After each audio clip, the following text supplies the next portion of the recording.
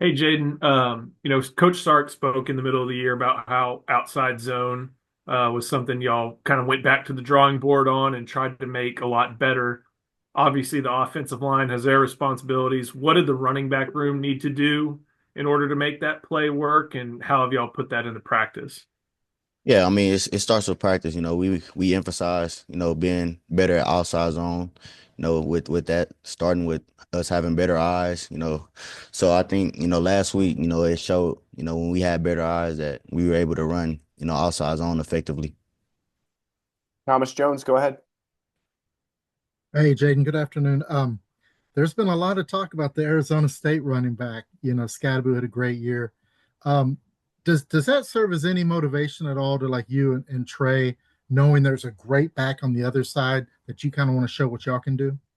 Yeah, first off, he's a very good back. He has everything you need. In a running back, he has great balance. He's able to make guys miss, and he's very strong. So, me and Trey knows, what's at stake. We know what we're capable of doing, and our focus is just, being, the best version of ourselves. Danny Davis, go ahead.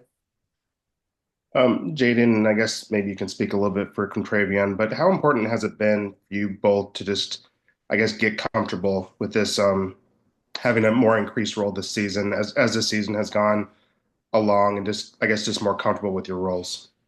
Yeah, it's as the season went on, like I could say towards the middle end, me and him started getting a lot more comfortable, whether that's in the run game or in the passing game. I think you could really start to see us take off in a big way, towards the end of the year. And, I give, Coach Choice and Coach Sark a lot of credit. They stayed on us to make sure that we were able to run the ball because we know, in order for this offense to go, we have to be able to run the ball. Cedric Golden, you're up. Hey, Jaden. When you guys lost Cedric Baxter and Christian in the preseason, Gunnar Helm and Jake Majors came into the running back room and said, "All right, who's going to step up?" What do you remember about that conversation? And did you take that as a personal challenge? And how important was it that they challenged you guys? Yeah, I did, of course, but with them going down, we know that we had, a lot of talent in that room, man. We knew that, guys was going to step up in a big way. And, to start with me, with me being an older guy in the room, I was trying my best, pick up the young guys and bring them along with me because I knew that, in order for this team to be successful, that we was going to need those younger guys. But, I think, the young guys have done a good job of picking up on that role and doing their best at their role in order for us, to be successful. Harry Middleton, go ahead. Jaden, good afternoon, and thanks for being with us. So, two questions. Did you ever find out how fast you were running on that 77-yarder? And second to that is the times that you were carrying that ball around, how much more confidence do you have? Because I'm looking at tape. You have this reflex when you're running through the line. You almost have like this bar, your arm comes up and covers the ball. I've not seen that before. Maybe you've done it before, but just curious your confidence level and obviously the speed.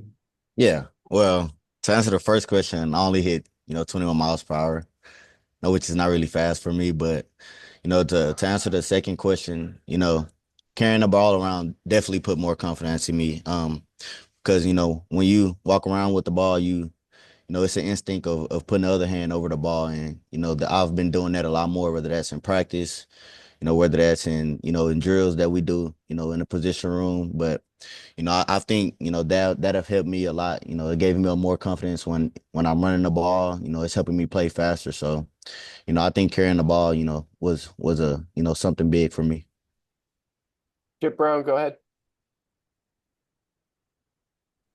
Jaden, what his Happy New Year, by the way.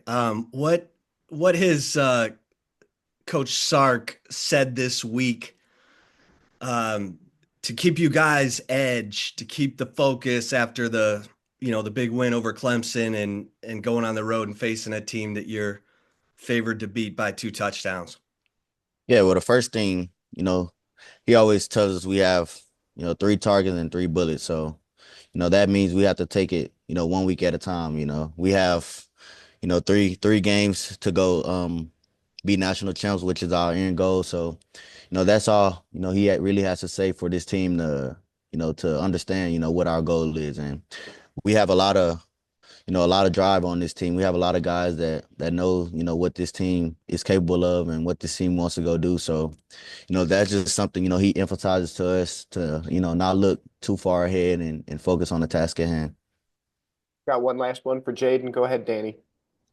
Jaydon, since we are going back to Georgia this week, and that's an area Coach Choice obviously knows a lot about, can you speak a little bit about him and the impact he's had in your life and just kind of the coach he is? Yeah, He's man. been Yeah, he's made a huge impact on me, not only, in football, but, off the field. And, he's a guy that I can go to, whenever, I'm going through something and, we could talk about, life. And he's just somebody I can lean on. And with football, he's helped me develop in a huge way, whether that's, teaching me how to carry the ball, whether that's teaching me how to run or teaching me how to, run, more precise routes. So, he's probably one of the best coaches that I've had, in my football career. And, I can admit that he's made a huge impact on me.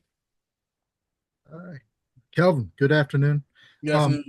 I was just curious if you've ever played right tackle, what's the difference between playing left and right?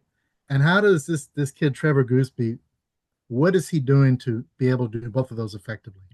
Yeah, I mean, I wouldn't say there's a big difference. The only difference is you just got to kind of switch your technique over, which you can say that's a big difference. So just going out there and Gooseby, in meetings, practice, he's like such a sponge, man. He soaks in everything you're telling him. He's not he kind of like in a way he's not too big for criticism or too big to be taught anything. So he soaks it in and he goes out there every day and I tell him, I mean, like, be confident in yourself. And I feel like that's the biggest thing if you can go from left to right, just being confident, knowing your assignment and knowing that you can make that block. Joe Cook, go ahead.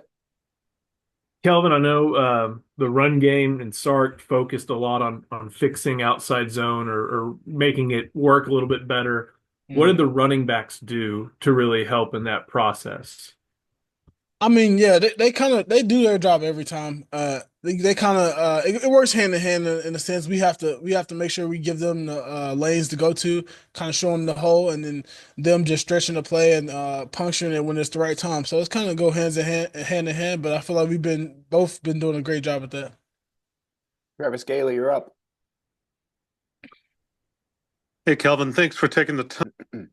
Kelvin, thanks for taking the time. I was curious when the injuries hit against Clemson, how much of an adjustment is it to play alongside somebody like Cole Hudson as opposed to Hayden Connor? When you get that shuffling of the line, is that a tough thing to do? Not really. In practice, we rotate all the time. We kind of like have that. I guess you could say that brotherhood that kind of keeps us connected. Even in practice, we do drills where coaches switch Hayden out or coaches switch the different guys out because, like you said, you never know what happens. Different guys could get hurt and different guys could go down. So we all have that connection, like so that we know what each other's going to do on the field. Jeff Howe, you're up. Hey, Kelvin, from your standpoint, what does a healthy Isaiah Bond do for this offense, and how much does he change how dynamic you guys can be when he's healthy and on the field? Yeah, when Bond is on the field, he can change a lot in our game. He can catch a 2-yard pass and turn it into a touchdown. So I know any O lineman, every O lineman want that. Every O lineman want a guy to catch a 2-yard bubble and have a touchdown. So he's that type of guy. He got great speed. He's a great team player, and he goes out there and puts his body on line for the team. So when he's healthy, he's definitely a guy. Danny Davis, go ahead. Kelvin, in your 3 years here at Texas, what have you learned from Jake Majors, and what is he like in that O-line room? Yeah, the biggest thing I learned from Jake is like it's never enough to just learn what your position does. It's kind of a sense like you have to know everything because if you know the whole front, you kind of makes your life a little easier because you know what each guy's gonna do. And also just the leadership aspect. Jake is a great leader. He kind of leads the way in that room, and he kind of helps me as well, kind of be more vocal and speak up a lot more. Chip Brown, go ahead. Kelvin, Happy New Year, man. You too. I was talking to your high school coach, Kenny Harrison. He told me a story about how you would go to lunch with a member of your offensive line a guy who probably needed you to boost his confidence. Mm, You'd go to lunch with him like every day. mm. We're getting ready to, play in the playoffs. Um, just wondered what kind of leadership stuff you've done at Texas that might mirror that, Yeah. you've tried to bring guys along. Yeah, I'll say something that mirrors that. One thing that comes to mind is just I'll go through film and I'll watch practice and I'll watch like different game and stuff and I'll kind of get all the offensive linemen in the group chat and I'll kind of like give little tips and reminders of things they could have worked on or things they done good or could do a little better. And also uh we always call a tackles meeting one day out the week and we always watch film on the rushers, kind of just trying to pick guys' brains and see what different ways they would attack the end or like see if they've been watching like the different rushes or moves they've been doing. So I'll say those are two things that I've been doing the past 2 years. Josh Newman, go ahead. Hey, Kelvin. How effective has Kyle Flood been as a teacher and just helping you better yourself and better your career and just helping you push forward? Yeah, man, he's a great teacher. He kind of lets you know when you're doing good, and he lets you know when you're doing bad. So I kind of like that about him. He's not afraid to coach you. He gets out there and gets after it pretty well. So he's done great. He's helped me so much with technique and just different small things that you need to fix that you would never even think of because you'll go out there, you'll see you're blocking a man, you think you did good, and then out of nowhere he's telling you what you could have done better. So I feel like that's like the biggest thing he's been doing good for the whole line room. Harry Middleton, you're up. Traveling with the holiday season, a lot of people are traveling. Does any of your family get to come and watch you in Atlanta? Is your mom able to come visit and see you play? Yeah, they're gonna be down there. My mom, my dad, basically most of my family is gonna be down there to watch me play. Thank you. Yes, sir. Cedric Golden, go ahead.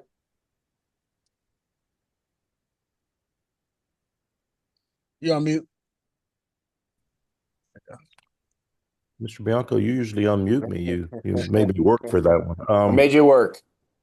Yeah, you made me work. Hey, Kelvin, man, there's 125 teams that would love to be where the Elite Eight are right now, 3 wins away from a championship. How much are you guys having fun in this experience, and how much are you appreciating the opportunity that's in front of you? Yeah, we're definitely having fun with the experience. I mean, like you said, we really appreciate the opportunity because it's 120 some other teams who want to be in that position, and we don't take that for granted. So we go out every day and attack it like it's going to be our last practice or our last game. So we just try to make sure we kind of stay focused and understand this is win or go home, and we definitely don't want to go home. So we just try to take advantage every day. Joe Cook, you're up. Kelvin, after you got your honors, All Mm. American, Lombardi, Allen, have you contacted any of the other, offensive linemen at Texas who've been in that echelon, like Sizemore, Brockermeyer, Blaylock, or maybe even someone like Cosme? I know he went to a different high school in Humble, but he's from the same area. Yeah, I haven't really gotten too much contact. I talked after I got the Lombardi. I talked to Brian Rackwell a little bit. That was pretty cool. And then I got to talk to I talked to Sweat. Obviously, Sweat played with me, so it was kind of like we already knew each other. But I talked to Sweat a little bit, and the only other guy I really talked to so far it was Casey Stutter. Casey Stutter, he comes around often, so you kind of get to pick his brain too sometimes. Last one for Kelvin. Go ahead, Chip. Hey, Kelvin, you were the top tackle in your recruiting class, and DJ Campbell was the top interior lineman. What's y'all's relationship like? How have you tried to help each other? I know you're on different sides of the line, but just, talk about that relationship. Yeah, we have a great relationship. Me and DJ, man, it's like I can never not come to him about anything, whether it's about something he got to fix or something I got to fix. We can never know. We have that relationship where we're okay with each other criticizing each other and just knowing. Even when we came in, we kind of knew each other a little bit before that because we were at the All American game together. So we had a great relationship together. So it's a tight relationship. Jake, when we were talking to Kyle a couple minutes ago, he made a comment that the coaches always say you can be a thermostat or a thermometer, and that you're a thermostat. I'm kind of wondering why, in your perspective, do you think you're a thermostat as opposed to a thermometer? I would just say that I always just want to keep learning. So, if you have a growth mindset, you always want to keep doing more and more and more instead of just letting the environment, control you. So for me, I just want to keep learning from Flood. I just want to keep learning more about the offense. So I think when coach refers to that, it's, I just want to keep learning. So I take that as a compliment. That's awesome. Travis Gailey, go ahead. Hey, Jake, I was curious if what you saw from the offensive lineman who had to step in the game after the injuries came down, and did you have a grade for Hayden Connor for how he did at center? I thought that overall the offensive line did a great job executing. It's tough losing two of your starting O linemen, but the way that they were able to, be shuffled around, move in, and execute at that level, it was just awesome to see. So it just shows you how far we've come as an organization. And then I'd give Hayden an A+. I thought he did a good job communicating. I thought he did a great job of identifying the fronts. So just super proud of him. Thomas Jones, you're up. Hey Jake, how you doing? I was asking some of the other guys about Trevor Gooseby, being a young guy filling in at both tackle spots. What do you see from Trevor mentally, like that makes him handle that responsibility? Yeah, he's kind of like a sponge. Like I said, you can either be a thermostat or a thermometer, and he's like a thermostat. He kind of comes in with the same mindset of always wanting to keep learning. He asks great questions to Kelvin and Cam, and also he just whenever he asks a question, he gets the answer. He applies it to the field. That's very unique to do that at such a fast pace. So that's what stands out to Gooseby. He's just so gifted. Josh Newman, go ahead.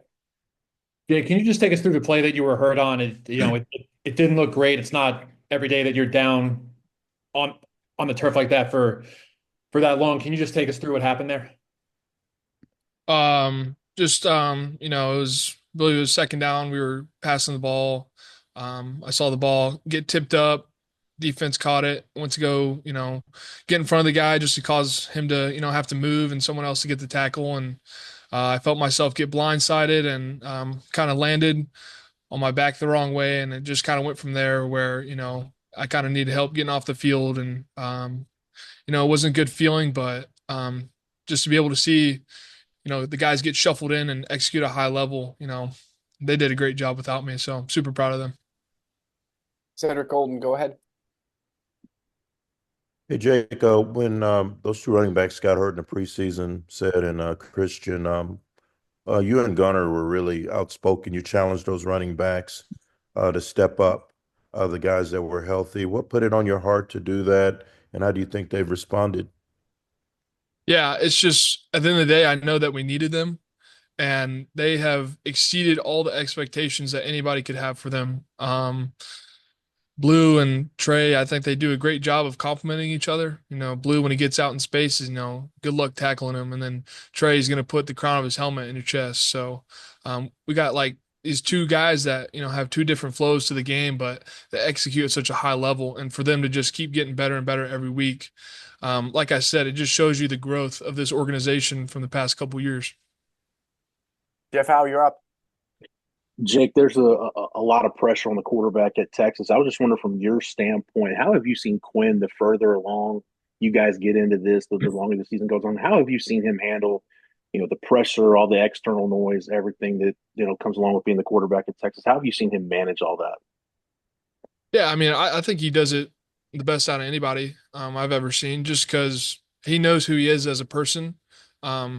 He's a faith-based guy. He at the end of the day, he's worried about, how he reflects Jesus Christ. And also he just knows that no mistakes are going to ever define him. This game doesn't define him. So he's going to go out there and leave it all on the field, not for himself, but also his teammates. I think he's very team driven. He wants the best for this team and he understands he has a big role. So he's going to execute at a high level for his teammates because he loves his teammates. Kip Brown, go ahead. Hey, Jake, Happy New Year. Steve was talking about come to Jesus meeting about not committing penalties. So I wanted to ask you what the message was there. And then your thoughts on facing these former Longhorns on Arizona State's team, Xavier Alford and Troy O'Meara and Jake Smith and Zach Swanson. Yeah.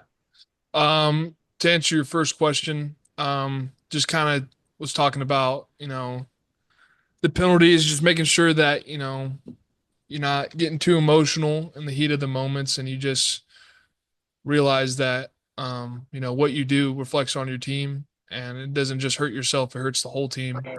And then to answer your second question, I think it's really cool getting to play these guys that, I knew when I stepped here in 2020 with Alford and Troy O'Meara and, Jake Smith at the time who was already here. I think it's super exciting. I'm sure it's super cool for them to play the team that they once played for. But at the end of the day, it's the college football playoffs, and we're playing to win. Danny Davis, go ahead. JP may have asked you about this a couple weeks ago, but being the all-time starts leader at Texas, what does that mean to you? Are you too focused on chasing a national championship, or can you take time to appreciate what you've been able to do these 4 or 5 years? Yeah. It's definitely crossed my mind the past 2 weeks because someone's brought it up to me multiple times. But I wouldn't be here without the training staff and the nutrition staff that takes care of me every day. I give all the accolades and all that to them because I want to be in this position, with the health of my body without them. It's super cool to, have my name in the record book. But at the end of the day, I'm going out there playing for my team. It's cool to look at it and recognize it. But at the end of the day, I'm out here playing for my teammates. Roger Wallace, go ahead. Yeah, Jake, what's this been like last year? You get into that last 4 team, that obviously was huge. But then, this year you're trying just to get to that point and it's your second playoff game. What's this run been like for you guys? Yeah, I think it's just something that we expected because, we knew we were capable of being here, but we weren't entitled to it. So we just kind of had to work for it. And to see, week by week, this team get better every day and every week, it's just been cool to see. And, we expect to be here and we expect to keep improving. Last one for Jake. Jeff Howe, go ahead. Yeah, Jake, you mentioned getting to campus in 2020. I was just wondering, through that whole year, as strange as it was, and then even the COVID stoppages early in 2021, the guys that have taken advantage of the additional year to come back, how much do guys need that year back just because of how crazy everything was from a player development standpoint, kind of your first, 12, 18 months on campus? Yeah, I don't think that, that year was ideal for anybody. They only get told so much about their freshman year and how it'll be, and then for it to be cut short by COVID and something like that. I definitely think it's cool that people are able to use that year to come back and actually experience what college is like. For me, it's only been beneficial for me to have this extra year to come back and be a part of such a special team and a historic team. So, however people see it, I think it's very beneficial for those who kind of missed out on their freshman year. One last one. Cedric, go ahead.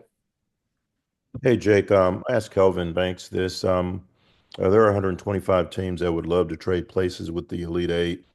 How much are you guys appreciating this journey and a real opportunity to win the national championship? It's just 3 games away. Yeah, no doubt. That's a great question. And I think I've just kind of seen it firsthand today, just how everybody's, been in the facility, talking with each other, just enjoying the moments, knowing that, the season, you get max 3 more weeks and then that's it. And so many more teams would want to trade this position. So just taking it in every day, enjoying every moment and just, again, like I said, giving it all for the guys next to you. Cause at the end of the day, it's a team sport and we got to do this for each other. Yeah, Gunnar, I'm not sure if you've been asked this before, but we live in a college football world where if a freshman or a sophomore is not playing immediately, maybe they move on to the portal and try to find a different situation. Why did you choose to stay at a time when you weren't playing a ton early, and maybe you could have gone somewhere else and played more immediately than you have at Texas?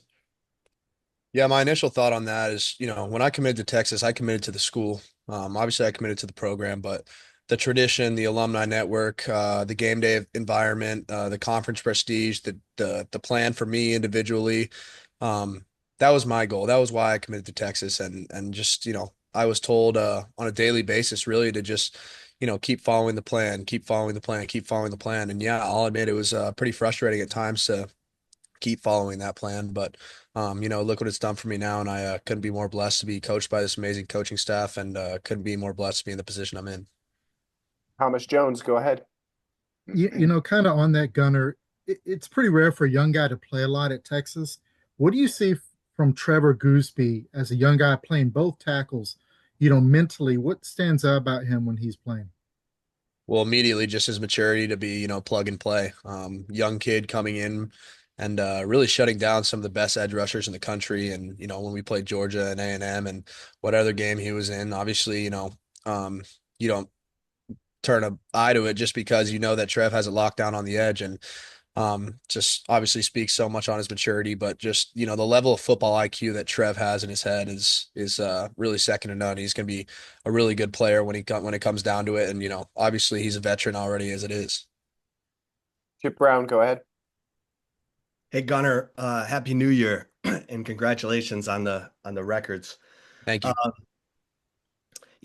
Steve Sarkisian was talking about how everyone needs to elevate over these 4 games in this college football playoff. How are you seeing that? And, how are the players encouraging each other to make sure that elevation happens? Yeah, I mean, as the deep season goes on, we're getting closer and closer as a team every day. We continue to get closer. We continue to, have a great culture, and we continue to build on our culture. So, long answer short, I guess just buying back into each other and getting closer and playing for each other, playing as a team. Senator Golden, go ahead. Hey, Gunnar, I asked Kelvin and Jake this. You 3 guys be in the league next year, and this is a great opportunity. There are 125 teams that would love to be where you are right now in the Elite Eight. How much are you enjoying the process, enjoying this experience, and while you're trying to figure out how to get this done? Yeah, it's really cool to, be in the position we are in. It doesn't really matter about the first round bye. All that's behind us now. And we've been playing on a weekly basis now. We haven't had much time off. So we're kind of in our groove right now. I think that makes us pretty dangerous. And, as for the process of playing deep in the playoff, the dream is a national championship. Obviously give credit to all these teams that are playing in these bowls all around the country. They've earned that. But, personally, my dream is a national championship, and just to be in the position that we're in is a blessing in itself, and come to work every day with the same attitude to get better, and continue to get better as we wrap up, the second round. Jeff, how you're up. Gunnar, kind of piggybacking on what you were asked a minute ago, as you guys get further along into this thing, there's already so much that's on Quinn already, just being the quarterback at Texas. How have you seen him manage everything and handle everything? And how impressed have you been with how he's taken this kind of life in a fishbowl of being the quarterback at Texas and still continuing to get you guys, get the offense in the right plays and put the offense in a position to be successful every week? Yeah, what I love about Quinn is, he's a pretty clear-minded guy. And, if he has something on his mind, he gets it off his mind really quick, whether that's talking to someone about it, whether that's Coach Sark or Coach Milwee or something like that. And if it's out of the football building, then he talks to his family about it and gets it out of his mind right away. So he does his best to go into every day with a clear-headed mindset. And he's all football. And that's one of the things I respect most about him. He's completely tuned out to the outside world. He couldn't care less what anybody else is saying about him. Unless, obviously it's his coaching staff, and he's taking constructive criticism, and he's getting better every day. Danny Davis, go ahead. Gunnar, over your 4 years here at Texas, what has Jake Majors meant to this program and to you individually? Absolutely everything.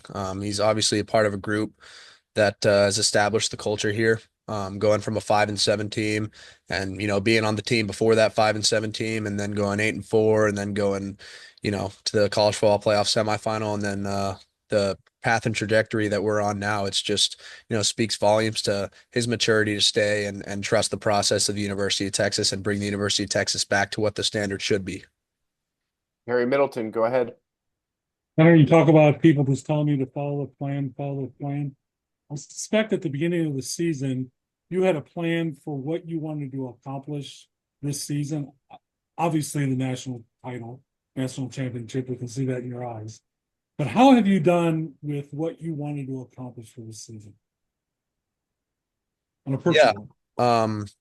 I mean, as for team goals, you said it best. It's the national championship game. It's the SEC championship game. It's helping all my teammates get the awards that they deserved, which comes with team success and as well as individual success. But personally, I've checked off a lot of my personal goals, which at the time I thought were pretty extreme. Being invited to the Senior Bowl, postseason get drafted, play for a national championship game, win an SEC title game. So, I didn't even have it as a goal to break the single season receptions record for a tight end. So that was pretty lofty in the back of my mind. But just to be in that position speaks volumes to this coaching staff for getting me ready to play throughout the years, telling me exactly what I needed to work on in order to put me in position to be where I am today. But obviously playing for a national championship trumps all those, and hopefully we can get it done as a team. Jeff, how are you up? Gunnar, what does a healthy Isaiah Bond mean for this offense? And from your vantage point, how much does he change how this offense functions when he's healthy and out there? Yeah, he brings a type of leadership to the offense. Just a veteran player that's been in these kind of situations before. That's been in them countless times, and he brings a maturity to the offense, brings another aspect of explosiveness into the offense. So having him back is huge for us, and we know that. And we're really excited. Got one last one for Gunnar. Go ahead, Kirk. Hey Gunner, I was just on the conference call with Arizona State, and they're a fired up, hungry bunch that feels very disrespected. Is this a game where y'all are really gonna have to tap in and match their intensity because they feel like nobody gives them a chance to win? Well, before playing us, they were a team that all year played very hard to the whistle every play, especially on defense. That was the first thing you noticed when you turned on the tape. It was a veteran defense that plays extremely hard to the ball and they finish plays. So we saw their turnover margin and what they do to create turnovers on the defensive side. So we knew that we really had to finish in the run game, finish in the pass game, make sure Quinn felt protected to make his throws downfield, run crisp routes because like I said, they're a great defense and extremely good football team. Otherwise, they wouldn't be here in the first place.